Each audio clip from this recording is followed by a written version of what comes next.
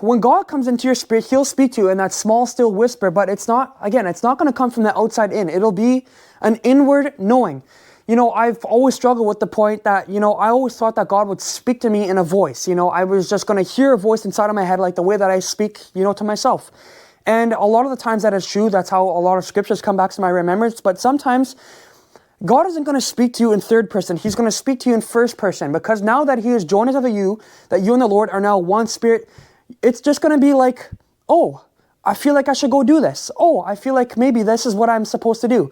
It'll be an inward knowing. And I'll give you an example. I said this in, I think, my first episode, that I was going to prove this to you, that another way that you have heard the voice of God. Have you ever been in a situation where you had a decision to make?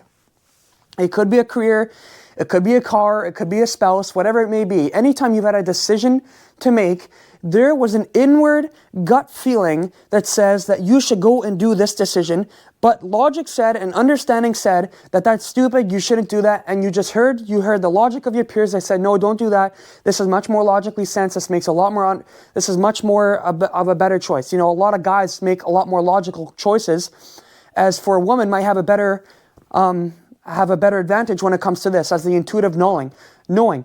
You've had that decision before, and you just out of pure logic and influence of your peers, you went and did the thing that was logical, and when it didn't work out for you, you said, I knew that wasn't supposed to happen. I knew I wasn't supposed to do that. That was God speaking to you. That was the very voice of God speaking to you through your born again spirit, that you just know things.